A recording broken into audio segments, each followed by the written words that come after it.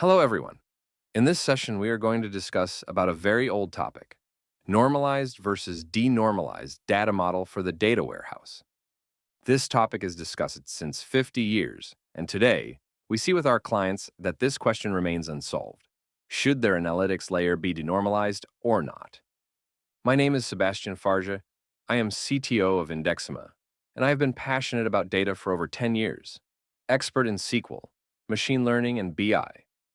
The agenda for this presentation is in 5 parts.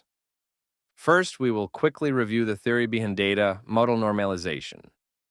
Then, an overview of the evolution of practices to model a data warehouse. After that, we will see why it's critical to denormalize. Then, why it's critical to normalize. To conclude, we will discuss the best course of action to modelize a modern data warehouse. So, we will discuss today how to structure data in a data warehouse for analytics. We are talking of physical model here, how we structure our tables in a cloud data warehouse.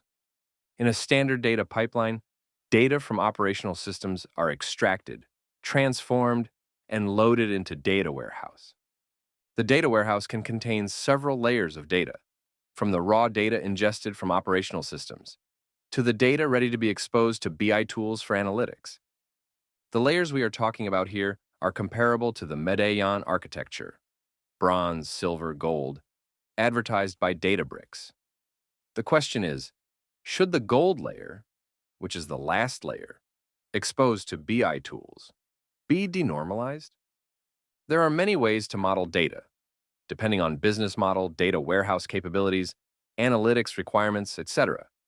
Of course, there is no one-size-fits-all solution to model data, and in real use cases, data is never perfectly denormalized, not perfectly normalized. But anyway, we can discuss general principles and best practices in modern data architecture about what is the best structure to expose. So let's go back to some general principles about normalization and denormalization. And first, a little bit of theory. Normalization is the process of structuring a relational database to minimize redundancy and dependency. The goal is to ensure data integrity, consistency, and eliminate anomalies. If information is redundant, there's a risk that the two versions of the information will diverge.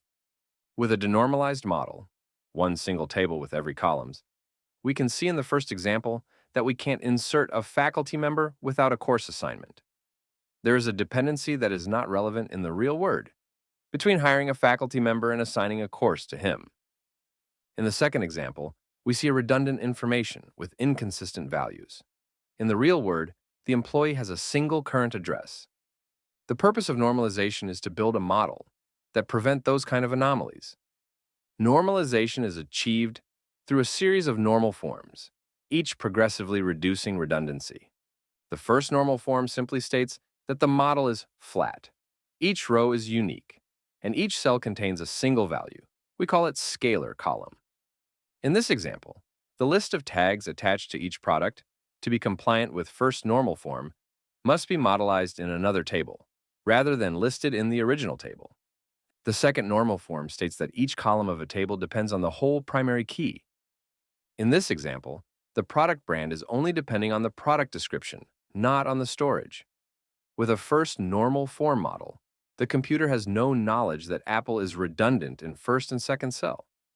To comply with second normal form, the brand must be modelized in a dedicated table, with only product description as primary key. The third normal form states that each column of a table depends only on the primary key.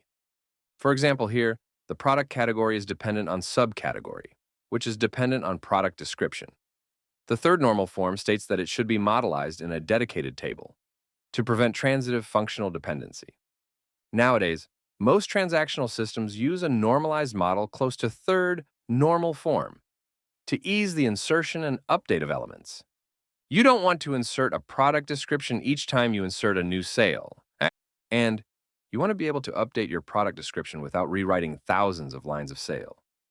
But in Data Warehouse, the requirements are different, and the data model can be more or less normalized. Let's see a simple model example for everybody to be clear what we are talking about. For a retail business, a normalized model will contain a sale table, storing each sale, and several dimensions tables to modelize stores, products, customers. The most used normalized model today are dimensional models. Break data up into facts and dimensions to organize and describe entities. The fact are the measures, typically numeric, that can be aggregated, whereas the dimensions represent the context, with groups of hierarchies and descriptors that define the facts. Typically, the fact table is very large and subject to many insertions, while the dimension tables are smaller and evolve slowly. The denormalized model, or you can consider it the no model approach, is to put everything in a single table, intentionally introducing redundancy. We call it OBT model, meaning one big table. Well, the sales table on the left is not really compliant with third normal form. The unit price here has a dependency to the product ID. To be strictly compliant with third normal form, I should have moved the unit price and product table. In the previous example, we modelized one central fact table with dimensions around. We call it a star schema. It's a kind of dimensional modeling with a central table in third normal form and dimension tables in first normal form. If we wanted to have every tables in third normal form, we would have had to modelize the product categories, which are dependent from the subcategories, in a dedicated table. This other kind of dimensional modeling is called a snowflake schema, where fact and dimension tables are close to third normal form. Amongst the large variety of model, there's a variety of dimensional model, but those two model are the most commonly used: star schema and snowflake model. Okay, that's it for the theory. I will spare you the following 8 normal forms, which become more and more specific. In real use case, most of the normalized data model are close to third normal form. Now, just to put things in perspective, let me give you an overview of data modeling and normalization's evolution. Before 1970, the computer were file-based systems, no database, no data model. So, everything was always fully denormalized. The concept of relational model and the theory of normalization was invented in 1970 by Edgar Frank Codd when working at IBM. He is the one defining the first normal forms and the father of relational database systems. At this point in time, normalization was a revolution to improve data integrity, but also to optimize the storage. It was critical to minimize the data footprint as the resources were very limited. In the 90s, appears dedicated database for analytics, which allows to remove the constraints of integrity of an OLTP system. But data model is still normalized due to storage constraints. In the same period, the OLAP concept arises, which pre-compute a partially denormalized and aggregated data along each dimensions for faster reporting. In 2010, we are in a context of large data volume increase of compute power, and a decrease of storage costs. And we got new solutions with columnar databases and distributed computing frameworks like Hadoop. With those new capabilities and the cost reduction on storage, it was not a problem anymore to store the full denormalized data. So to improve query performance and ease of use for end users, the one big table model became popular. The rise of cloud data warehouse in 2020 allowed major boost in scalability, parallelization, and performance by decoupling storage and compute. Complex join that were impossible with Hadoop are now possible. But to keep a low-cost performance ratio, as the storage is cheaper than compute, the one big table model remains popular. In coming years, I assume we won't need any more to denormalize a one big table to achieve performant BI on big data. We will discuss why later on. First, let's confirm why we wanted to denormalize. Performance. This is the only good reason to justify denormalization. For query patterns on fact table, in many cases, a denormalized version will be faster than a normalized version, as a join can be a very slow operation. This is a commonly accepted principle. Denormalized model are optimized for fast read access. Another argument is to present a simplified model to the business users. For unclear reasons, many people on Earth have an aversion to joins. Presenting a one big table is much closer to the Excel worksheet they like. We will rediscuss this later, but with the tooling we have today, this argument is obsolete. Let's see a concrete example of performance benchmark between a star model and a one big table model. The model corresponds to the retail example we saw earlier, a sale table with products, stores, and customers tables. In this basic use case, we tested the same query on the same dataset with the two models. The use case is executed on Snowflake with a medium warehouse on 2 billion rows, and tables are not clustered. The query is simply the total sales by product subcategory for a given product category. With a denormalized model, we can see in the Snowflake execution plan that most of the time is spent scanning the one big table. With a normalized model, the Snowflake execution plan is different. The time to scan the fact table is faster, as the table is not so large, so we have less partitions. But we have an overhead to join and filter based on dimensions. Overall, the denormalized version is 50% faster than normalized version, which means 50% cheaper. But let's forget about performance for a few minutes. Why, in this case, do we favor a star schema? First, in order to simplify our pipeline, normalized models are closer to source data. In general, we will be able to update a normalized model in incremental, while a denormalized model often requires a full refresh, which can be slow and expensive and create a major bottleneck in the pipeline. Second point, the storage. With real big data, a one big table can take many terabytes. It doesn't cost much in terms of storage, but it's hard to handle and modify, triggering side cost and bottlenecks for scalability. Denormalizing is a solution to accelerate simple queries between fact and dimension tables. But complex analysis will anyhow require complex joins, either fact, match, fact joins, or auto join, with sliding windows, etc. So having a one big table model is far from a guarantee to have a performant dashboard on big data.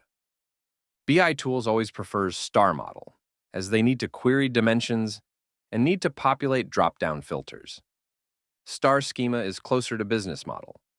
Many data analysts will prefer to access a model closer to the business, with fact and dimensions clearly represented for complex analysis. Denormalization also induces a model simplification that can hide some valuable information in the dataset and reduce analyze capabilities.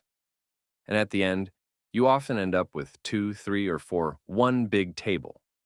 For example, an analyst will want to analyze product join with sales, while another will analyze products join with stocks. So you end up with several one big table, increasing redundancy, risk of anomalies, pipeline complexity, etc. Even for self-service BI, for business users to which we want to present a very simplified version of the data, we can easily propose a virtual one big table, either with a simple view or a semantic layer or a template in the BI tool, etc. We want to abstract the complexity to some of our users, but it doesn't mean we need to materialize it. That's why the argument to materialize a one big table, just to ease usage for some users, is obsolete. As you have understood, I see many good reasons to favor a star schema. But we said earlier that one big table is faster. Is it always the case? If we go back to our first test, but join only on the product table we needed, instead of joining all the dimensions. This time, we observe better performance with the normalized model. As the fact table is smaller, Snowflake takes less time to scan it and manage to push down the filter on product during the table scan. So even with the join overhead, we are faster with normalized model. Another example, here with a filter on every dimensions. In this case, the normalized model will clearly outperform the denormalized model. With the normalized model, Snowflake searched the stores and customers, matching our filter only on the dimension table, which means on few rows. Whereas, on the denormalized mode, Snowflake needs to apply this complex filter on every of our 2 billion rows. Here, the denormalized model will be 3 times more expensive than the normalized model. In conclusion, it's very difficult to say that denormalized model always outperform normalized model. It really depends on query patterns. And with self-service BI, we don't want to build our model based on assumptions on data analyst future query patterns. Now that we have discussed the pros and cons, we understand that there is a trade-offs to find between normalization and denormalization. So what could we recommend as best modeling practice today? What would be the ideal modelization? To sum up, at this point we have seen that star schema has many advantages on pipeline, analysis capabilities, or storage. That performances can be very different between denormalized and normalized model. But it's not that simple. It will depend on the usage on the query patterns. Some uses cases will have better performance with a denormalized model, beneficiating from the pre-join of fact table and dimension tables, and some with a normalized model, beneficiating from a more optimized data storage. Should we plan our data model based on usage assumptions? I think the answer is clearly no.